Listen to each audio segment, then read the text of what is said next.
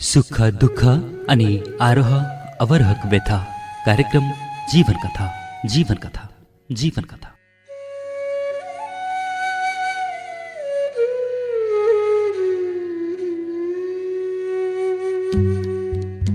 आउँदा जाँदा बाटो लाग्दा नजर यतै लगाई हिँड्नु, आउँदा जाँदा बाटो लाग्दा नजर यतै लगाई हिँड्नु, गास्दा गास्दै प्रीतिमाला प्रीति भित्रै झकाई हिँड्नु।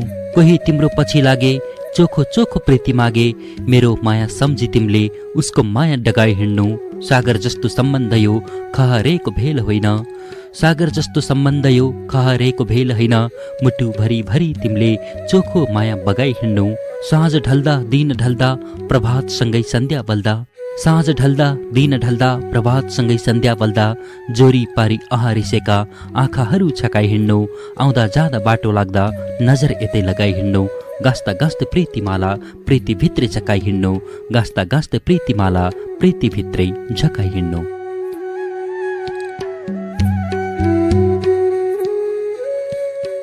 यिनै भाव सुमन शब्दहरूसँगै र घडीको टिकटिक आवाजसँगै अनि रेडियोबाट बजिरहेको यो सङ्गीतसँगै फेरि एकपटक यो शनिबारको रात यतिखेरको यो बेला यो प्रहरमा कार्यक्रम जीवन कथाका सम्पूर्ण युनिट जुटिसकेका छौँ। मलाई प्रविधि कक्षबाट आफ्ना औँलाहरू सलबलाएर सहयोग गरिराख्नु भएको छ मित्र सुरेन्द्र थापाले। त्यसो त मलाई कार्यक्रम संयोजनतर्फ साथ दिने दिल गुरुङजी पनि हुनुहुन्छ। अनि म तपाईँहरूकै मन मझेरीको साथी सन्तोष सत्कार छु। कार्यक्रम जीवन कथामा हामी सबैको यो गर्मी मौसममा स्वीकार्नुहोस् शीतल शीतल नमस्कार। श्रोता, तपाईँलाई थाहा छ हामी यो कार्यक्रम जीवन कथामा मानिसका भोगाईमा भएका अनि सुनाई र देखाइमा रहेका घटनालाई कथा बनाएर प्रसारण गर्ने गर्छौँ। त्यस्ता कथाहरू तपाईँबाट प्रशस्त लेखी पठाउनु भएकै छ र अझ पनि धेरै कथा लेखी पठाउने आग्रह गर्छु। श्रोता, तपाईँसँग अघिका कार्यक्रममा पनि भलाकुसारी गरेकै हो। हामीलाई कथा प्राप्त हुन्छन् तर अधिकतम रूपमा माया पिरतीका कथाहरू आउँछन्। यस्ता प्रेम सम्बन्धीका कथाहरू अझ पठाइदिनुहोस् म आग्रह गर्छु। तर प्रेम भन्ने बित्तिकै आजभोलि एउटा केटा र एउटी केटीको प्रेम मात्रै बुझिदिने सोचाइ धेरै भएको छ। दाजुभाइ बीचको, दिदी बहिनी बीचको, बाबु आमा बीचको पनि सायद त्यस्ता क्षणहरू हुन सक्छन् जो कहिल्यै नबिर्सने गरी हाम्रो मानसपटलमा छाप बसेको हुन सक्छ। एउटा छोराले बाबु आमाप्रति केही गर्नुपर्छ अथवा मलाई पिरको भारी बोकाइदिनलाई मैले पनि त्यस्तै गर्नुपर्छ भन्ने सोचाइ हुन सक्छ। एउटा छोराले र फेरि बाबु आमाले पनि आफ्नो कर्तव्य पुरा गर्नुपर्छ अथवा रोकाइदिएका छौँ बाटो आफै रोज्नुपर्छ भन्ने सोचाइ बन्न सक्छ।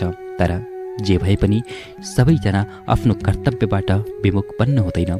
कतिपय हामीले देखेका छौँ सुनेका छौँ बाबु आमाले आफ्नो सन्तानलाई बोबुमाम खाइदेऊ नाना चाचा लाइदेऊ भन्दै बतासे सिरिसिरीसँगै थेरी उभिन सिकाउँछन् अनि जन्मको त्यो नातालाई तोडेर बच्चालाई एक्लै छोडेर आफ्नै संसारमा रमाउन पुग्छन्। सायद त्यस्तै सन्तानले होला बुढेसकालमा आफ्ना बाबु आमालाई पाल्नको साटो फाल्न र हेला गर्न थाल्छन्।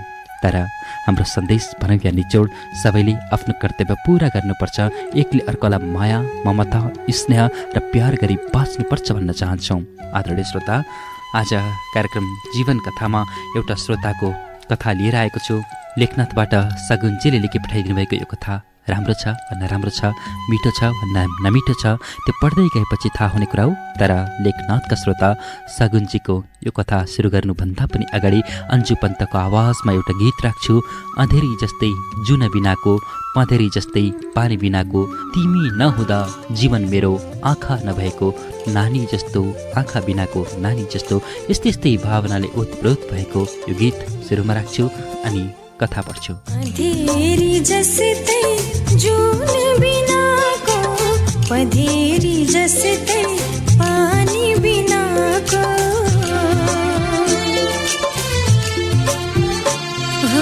अँधेरी जस्तै जुन बिनाको, पँधेरी जस्तै पानी बिनाको, तिमी नभए मेरो जिन्दगानी, तिमी नभए मेरो जिन्दगानी, आँखा जस्तै नानी बिनाको, आँखा जस्तै नानी बिनाको, अँधेरी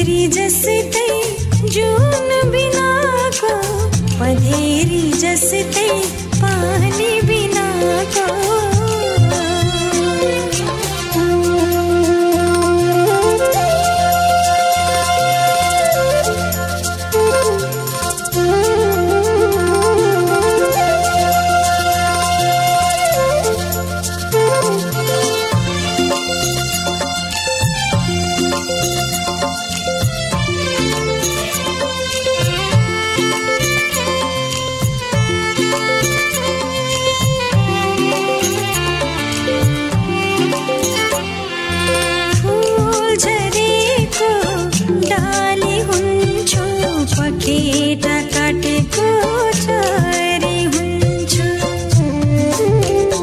हो फुल झरेको डाली हुन्छु पखेटा काटेको चरी हुन्छु एकछिन तिमी टाढा भए एकछिन तिमी टाढा भए बगरको माछी सरी हुन्छु बगरको माछी सरी हुन्छु। पहाडको एक कुनामा बसेका हामी सिलु र म गाई र बाख्रा हेर्ने मिल्दा साथी थियौँ। एक दिन, 2 दिन र 3 दिन गर्दा गर्दै हामी बीचको मित्रता अगाध रूपमा बढ्दै गइरहेको थियो। उनी माई खोलाको किनारमा बाख्रा चराउन आउँथिन् भने म पनि गाई चराउन त्यतै किनारतर्फै जाने गर्थेँ। हामी दुवै वनका फलफुल ऐँसेलु र बयर टिपी साटासाट गरी खान्थ्यौँ। खास गरी उनलाई बयर मिठो लाग्ने भएकाले काँडा घारीमा पसेर उनी बयर टिपेर खाने गर्थिन् र मलाई ऐँसेलु मिठो लाग्ने कुरा पनि उनलाई थाहा थियो। त्यसैले गाउँघरको गोजीमा हालेर ऐँसेलु टिपेर ल्याउँथिन्। यसरी सिलु र मेरो माया दिन प्रतिदिन फक्रँदै गइरहेको थियो। उनको सुरिलो स्वरले बनाइ रन्कन्थ्यो, उनको लाडै बोलीले मनै चस्कन्थ्यो। सिलु मलाई दाजु भन्थिन्, म उनलाई बहिनीको न्यानो माया दिइरहेको थिएँ। त्यसैले मेरा गाई फर्काइदिन्थिन् उनी मलाई माई खोलामा पौडी खेल्न कार गर्थिन्। उनी घाँगरसँगै पानीमा डुब्थिन्, उत्रन्थिन् र ढुङ्गामाथि बसेर जिउ तताउँथिन्। हामी बीचको यो सुसुप्त युनिच्चा प्रकट हुन लागेको भए तापनि निश्चल माया र ममताको गोरेटोमा हिँडिरहेका थियौँ। त्यसैले हामी बीचको मित्रता गाढा हुँदै गइरहेको थियो। यसरी दिनभरिका गोठाले क्रियाकलापमा हामी व्यस्त हुँदाहुँदै घाम डुब्न लागिसकेको हुन्छ। गाई र बाख्रा जम्मा हुन्छन् अनि त सिलु र म आफ्नो आफ्नो बाटो लागेर घरतिर गएका हुन्छौँ। फेरि भोलिपल्ट हाम्रो यस्तै नै क्रम चलिरहन्छ। उनी घरबाट अनेक प्रकारका खाजाहरू घरबाट लुकाइ लुकाइ ल्याउँथिन् र मजासँग खुवाउँथिन्। अब त हामी बीचको मित्रताको पर्खाल नागेर प्रेमको अङ्कुर उम्रन थालिसकेको थियो। उनको पुष्ट छाती, हँसिलो अनुहार, चिटिक्क परेको कम्बर, लामो केस आकर्षक थियो। उनी घागरमा पहिरिएर आउँथिन्। अब त उनी पोसाक फेरेर वनमा आउन थालिन्, साडी र चोलीमा पहिरिएर। उनले मलाई मुसुक्क हाँसेर सोध्छिन्, आज मलाई यो लुगा कत्तिको खुलेको छ दाइ? उनले मलाई मेरो कानैमा आएर यो कुरा भनिन्। पहिले त मैले यो कुरा बुझ्नै सकिनँ, किन उनले सोधिन्। उनले सोधेको कुरा मैले आज अड्कल गर्दा उनले आफ्नो शारीरिक पहिरनको सुगठनको प्रदर्शन गरेकी रहेछन् कि जस्तो लाग्छ। उनको पुष्ट छातीको पहिरन चोरीले गर्दो रहेछ, उनको छिनेको कम्मरको पहिरन फरियाले गर्दो रहेछ। त्यसैले होला उनले आकर्षक युक्त पोसाक लगाएर आएकी रहेछिन् र मलाई सोधेकी रहेछिन्। अब सिलु र म कहिले नछुट्टिने साथी बनिसकेका थियौँ। उनले मलाई नजानी त्यो रूपमा गुलाबी मायालाई सिम्रिके रङमा परिणत गर्न थालिसकेकी थिइन्। उनको घरमा बुढी आमा र एकजना सानो भाइ थियो। बाबुको केही वर्ष अघि मृत्यु भइसकेको थियो। निम्न स्तरको परिवारमा रहेर सिलुकी आमाले 2 टुक्रा छोरा छोरीलाई आँखाको नानी मानेकी थिइन्। त्यो दुखी विधवा जीवनले सिलुको हुर्काउँदो यौवनलाई देखेर कुटु कुटु मन खाने गर्थ्यो होला सायद। तर सिलुले ती वृद्ध आमाको कल्पनाको पर्खाल नागेर सहरतिर सुटुक्क भागेर जाने कुरामा मलाई उक्साउन थालिन्। हामी दुवैले 51 सालको माघ सङ्क्रान्तिको दिन बिहानै भागेर काठमाडौँ सहरतिर पस्ने बन्दोबस्त मिलायौँ। बाबुको गोजी र आमाको थैली टकटकाएर हामी दुवैले केही खर्च बनाई बाटो लागेका थियौँ। ओखलढुङ्गाको ककनी कोसाद र घलेपाटी हुँदै जलजले झर्यौँ। बाटोमा पर्ने सोलुङ खोला, मोलुङ खोलामा जाल हान्ने जलहारी र बल्छी खेल्नेहरू खोलाको वारिपारि हिँडेको देखिन्थ्यो। बाटोमा हिँड्ने तरुणा तरुणीहरूको राम आइस पनि कम रोचकपूर्ण थिएन। तर हामी भागेका जोडी भएकाले चिने जानेका गाउँलेहरूले बाटोमा भेट्ने हुन् कि भन्ने डरले भुतुक्क भएका थियौँ। कोही टाढा देख्यौँ भने पनि बाटो छलेर हिँड्थ्यौँ। सुनकोसी तरेर बहादुर खोला हुँदै बहुचर्चित बलौटेको राहतको पसलमा बेलुकीको थकाइ मार्न हामी पुगेका थियौँ। त्यही 4 प्रहर रात बिताएर भोलिपल्ट हरेथुम्का र सिन्कौली खोला हुँदै फेदीको ट्रक भेट्ने गरी हामी ओर्लियौँ। बाटोमा हिँड्ने ढाक्रे ढाक्रिनीहरूको दोहोरी गीतले बाटो काटेको पत्तै भएन। हरेथुम्का फेदीको मालवाहक गाडीमा चढेर कटारी बजारको रमझममा हामी लट्ठिएका थियौँ। सिलुले त्रिवेणी बजार पनि हेर्ने इच्छा प्रकट गरेकी थिइन् अनि कटारी बजारबाट ढाकाको पछ्यौरा र मखमली जुत्ता किन्ने मनासाय प्रकट गरेकी थिइन्। तर मैले उनको इच्छालाई काठमाडौँमा आएर पुरा गरिदिने बाचा गरेँ। लाउ र खाउँ खाउँको सिलुको यौवन किन मान्थ्यो र? तैपनि मैले उनको काठमाडौँको भ्रिकुटी मण्डप, भोटाहिटी र आसन बजार घुम्दा गनगन गर्ने कुरालाई एकैचोटि पूरा गर्ने विचार गरेर उनको चित्त बुझाउन सफल भएँ। हामी भोलिपल्ट बेलुकीको कान्छीमै भन्ने रात्रि बस चढेर काठमाडौँ आयौँ। भोटाहिटी, आसन बजार, भ्रिकुटी मण्डप हुँदै केही दिनको होटल चार्जले हाम्रो सबै खर्च सुहा भइसकेको थियो। उनले मलाई एउटा दाजुको रूपमा मात्र नभएर एउटा तरुण युवकको रूपमा हेर्न थालिसकेकी थिइन्। विवाह बन्धनको माके साङ्लोमा फसाउन सिलु सफल भइसकेकी थिइन्। त्यसैले सिलु गुनगुनाउँथिन्, तिमी मेरो हौ, म तिम्री।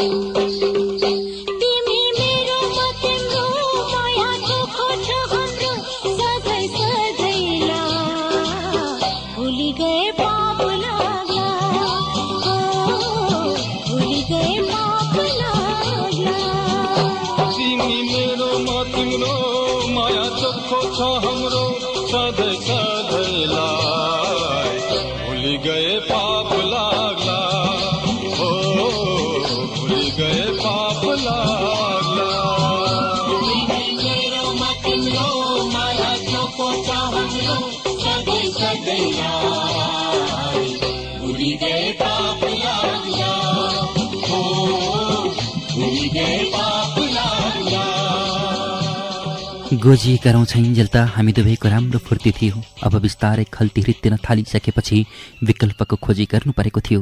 त्यसैले सिलु कुनै गार्मेन्टमा काम गरेर बस्नुपर्छ भन्न थालिन्। फक्रँदै यौवन र तारुण्य जीवनको सहवासमा रहेर सिलुले गाउँ र घर मात्र होइन, सानो भाइ र वृद्ध आमालाई पनि भुलिसकेकी थिइन्। गाउँ फर्केर भाइ र आमाको सेवा गर्न सिलु चाहन्न थिइन्। त्यसैले सिलु र म एउटा गार्मेन्टमा लाग्यौँ। केही समय गार्मेन्टमा काम गरिसकेपछि मालिकसँग पैसा मागेर दक्षिणकाली र त्रिशुली घुम्न जाने कुरामा सिलुले मलाई कर गर्न थालिन्। मैले उनको भनाइमा सहमति नजनाए।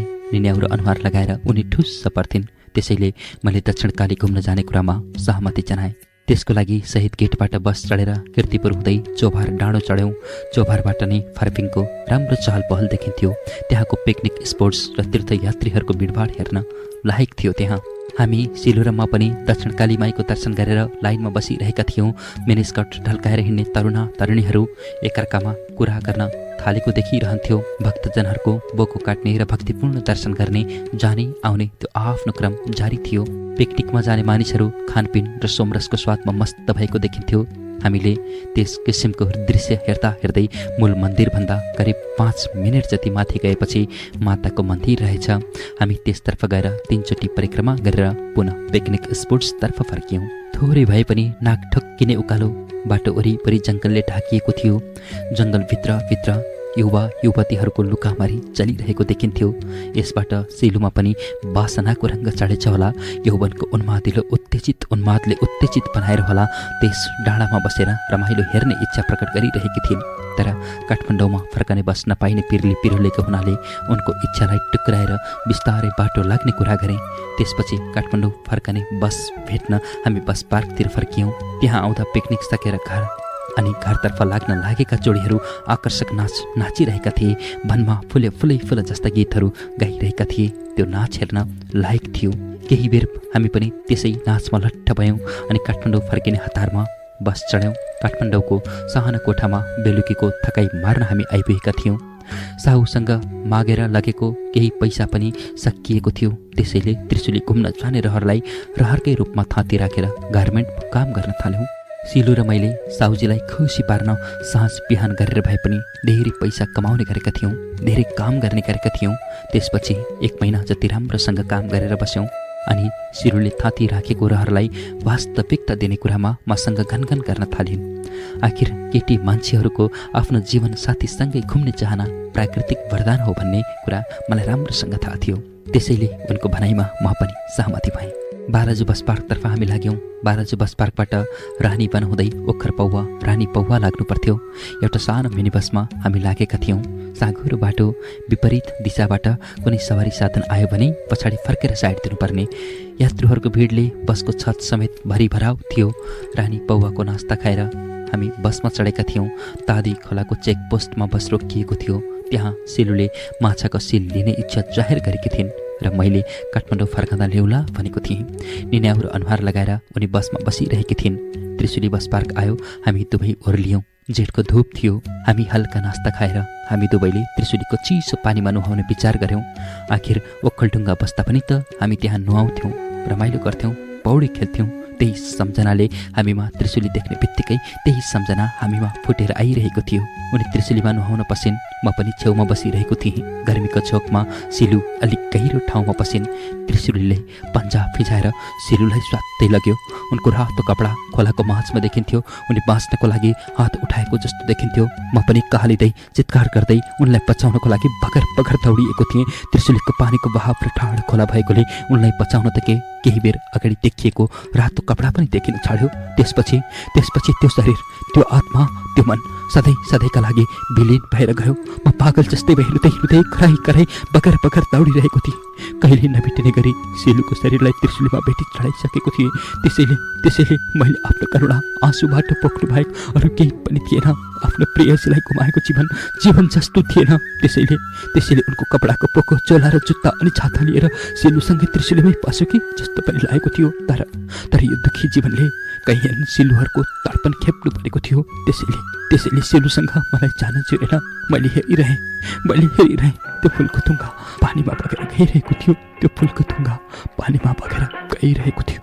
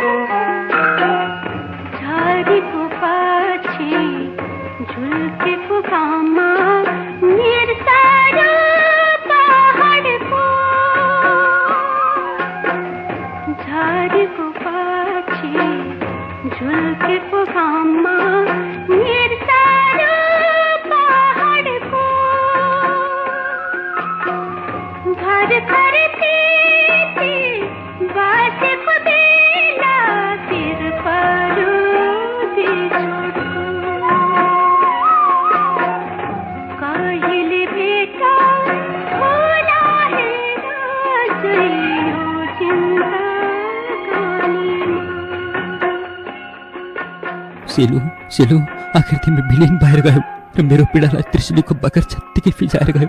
हामी एकसाथ छँदा तिमीले मनकामना र गोदावरी घुम्ने रहर ओकलेकी थियौ। सँगै हाते मालो गर्दै नयाँ सडक, महाबौद्ध र असन बजार घुमेर चुरा र धागो अनि गहना गुरिया किनेर ल्याउने आशा राखेकी थियौ। पशुपति, पाटनको कृष्ण मन्दिर र जाउरा खेल घुम्न जाने कुरा गरेकी थियौ। तर म गार्मेन्टको कामदार भएकोले तिम्रो इच्छा पूर्ति गर्नुभन्दा पनि मालिक भक्त बनेको थिएँ। मलाई महिना बितेपछि तलब पाउने आशाले तिम्रो इच्छालाई सधैँ भाग सार्ने गरेको थिएँ। आखिर तिम्रो इच्छा माने सीमित भएर गयो सिलु। तिम्रो इच्छा माने सीमित भएर गयो। प्रिय सिलु, तिमी छाउन्जेल राम्रोसँग कुरा गर्ने पनि फुर्सद पाएको थिएन। अहिले मलाई फुर्सद छ, तर तिमी छैनौ सिलु। तिमी छाउन्जेल पैसाको सधैँ छटपटी परिरहन्थ्यौ। अहिले त म कसरी कहिलेकाहीँ त म सोमरसको भान्से भन्न थालिसकेको छु सिलु। मलाई तिम्रो आत्माले पनि सधैँ निष्ठुरी सम्झँदा होला। आखिर तिमी मबाट सधैँका लागि विलीन भएर गयौ।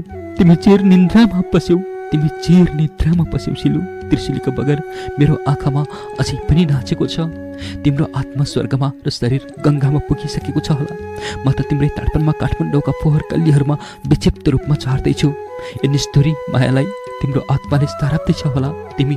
तिमी यहाँ अहिले भएकी भए दशरथलाई कैकेयीले बाछा गराए चाहिँ निश्चय पनि म पनि बाछा बन्धनमा पर्थ्यौँ होला। खै तिम्रो सरल हृदयको उपस्थिति र आखिर मर्नु त थियो नै। तिमी मेरो कोठामा पिरानी भएर बसिदिएकी भए पनि ट्याक्सीमा चढाएर हस्पिटल लान्थ्यौ होला। उपचारका कार्यहरू कार्यहरू मेरो जिन्दगीको बन्दगी राखेर भए पनि गर्थ्यो होला। जिजीविसाका अनेक याचनाहरूको सारङ्गी रेड्थ्यो होला। त्यसबाट पनि तिम्रो जीवनको मृत सञ्जीवनी दिन नसके, तिम्रा इच्छाका भाकाहरूलाई पूरा गर्न नसक्ने कारुणिक याचना मागेर महादेवले सतीदेवीको शरीर बोकेपछि लास गृहमा राख्थ्यो होला र नहगाउन्जेल ढोका थुनेर रुन्थ्यो होला। तर ती सबै व्यवहार गर्न पाउने अवसर मनिष्ठुरलाई कहाँ प्राप्त हुन सक्थ्यो र? आखिर तिम्रो त्यो सुन्दर शरीरलाई त्रिशूलले सत्तै नेलेर तिम्रो शरीरको विगुत लगाउन पाउने अधिकार पनि त मलाई थिएन। तिम्रो लामो केस, ठुला आँखा, चिटिक्क परेको छेउ, हँसिलो मुहार, म कसरी बिर्सौँ त्यो मधुरो मुस्कान, म त्यो सुरिलो स्वर म कहाँ देखौँ, कहाँ सुनौँ? सेलु अब तिम्रो शरीरलाई भेट्न र आत्मालाई छुन नसके पनि तिम्रो मृत आत्मा टाढा नहोस्। त्यो पापी ज्यानको हाल खबर थाहा पाउन म हावा बनेर घुम्न सकौँ, फुल बनेर घुम्न सकौँ, यिनै भावहरूले मन बुझाउन सकौँ। तैपनि जिन्दगीले धोका दिएको जस्तो लाग्छ सेलु। अनि यिनै गीतहरूभित्र हराउने गर्छु, जिन्दगीले यसरी धोका दियो कि भाग्य आफ्नो हो बुझ्न सकिन।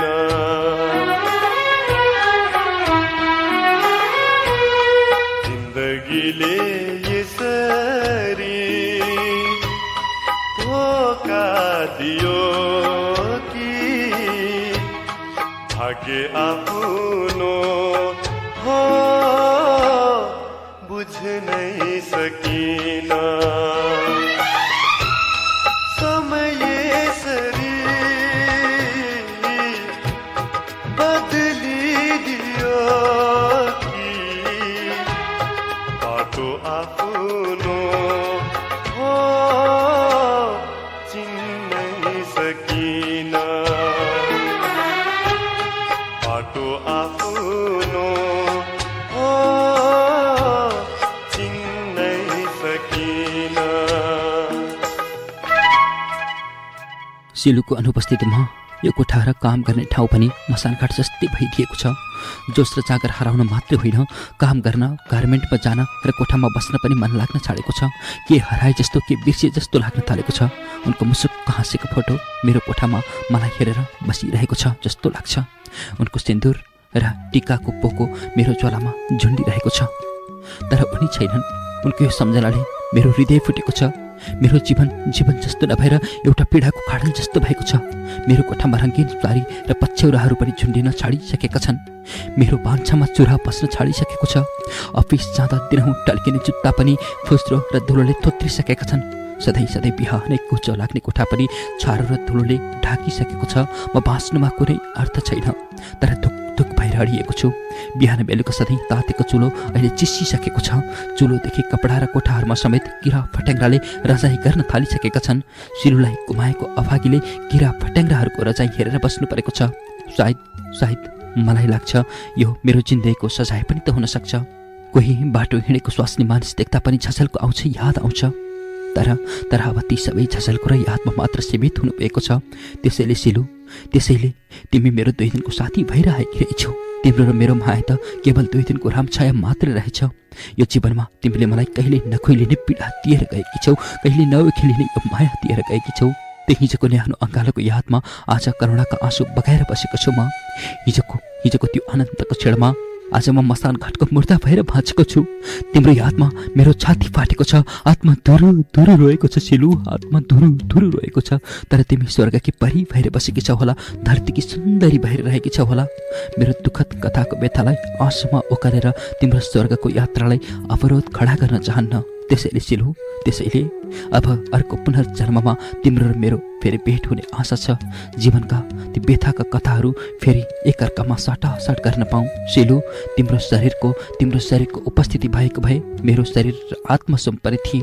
तर त्यो उपस्थितिलाई त्रिशूलले चटक्क चुडिरहेको छ। त्यसैले मैले अब के दिउँ? त्यो आत्माको श्रद्धा सुमनको लागि आँसु बाहेक केही दिन सक्दिनँ सिलु। त्यो श्रद्धा सुमनको त्यो आत्माको लागि म आँसु बाहेक केही दिन सक्दिनँ। आज सम्झिरहेको छु, आज एकनाश जहाँ जतिखेर पनि सम्झिरहन्छु। हाम्रो सुन्दर संसार थियो, हुरी आई उडाइदियो। हाम्रो सुन्दर संसार थियो, हुरी आई उडाइदियो। हाम्रो सुन्दर संसार थियो उडियाई उडाइदियो दुई मुटुको मिलन थियो सपना जस्तै तोडी गयो अब हाम्रो माया आका धरती हो अब हाम्रो माया आका धरती हो हाम्रो सुन्दर संसार थियो उडियाई उडाइदियो दुई मुटुको मिलन थियो सपना जस्तै तोडी गयो अब हाम्रो माया आका धरती हो अब हाम्रो माया आका धरती हो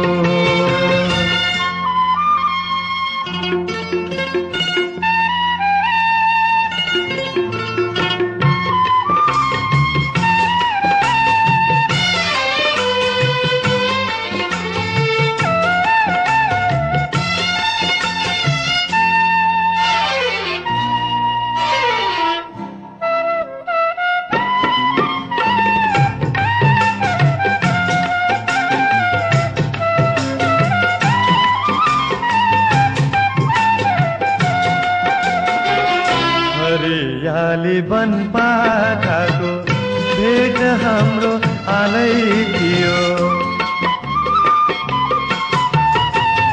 हरियाली वन पाखाको भेट हाम्रो हालै थियो चढाएको भाकल हाम्रो देउरालीलाई थाहै थियो बिहानीको शीतल जस्तै चोखो हाम्रो माया थियो तर हाम्रो माया दुई किनार भयो तर हाम्रो माया दुई किनार भयो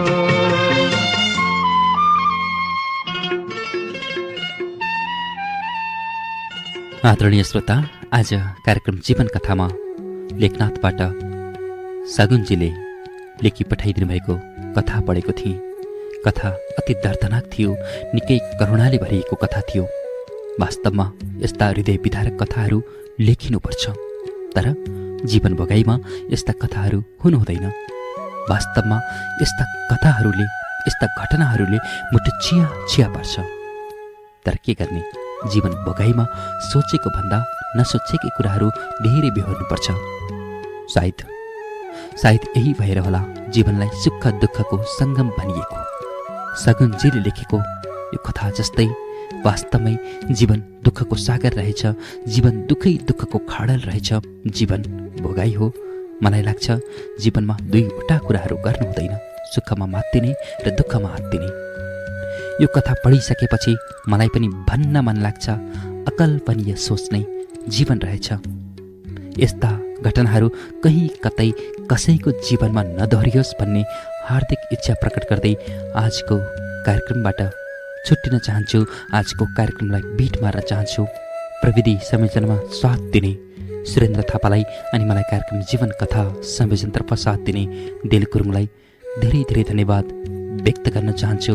र यति बेलासम्म रेडियो सुनेर साथ दिनुभयो तपाईँलाई पनि धेरै धेरै धन्यवाद व्यक्त गर्दै यो तपाईँहरूकै मन मझेरीको साथी सन्तोष सत्कार पनि छुट्टिन्छु। सङ्गीतका सुमधुर सुरहरूले यहाँका सफलताका पाइलाहरू चुमुन्। तिम्रो माया सुनाखरी, मेरो माया चाँदीखरी, यही आवाजमा भेटौँ है आउँदा जाँदा फेरि। नमस्कार, शुभरात्रि। यहाँको बाँकी समय सुखद रहोस्। शुभ सपना।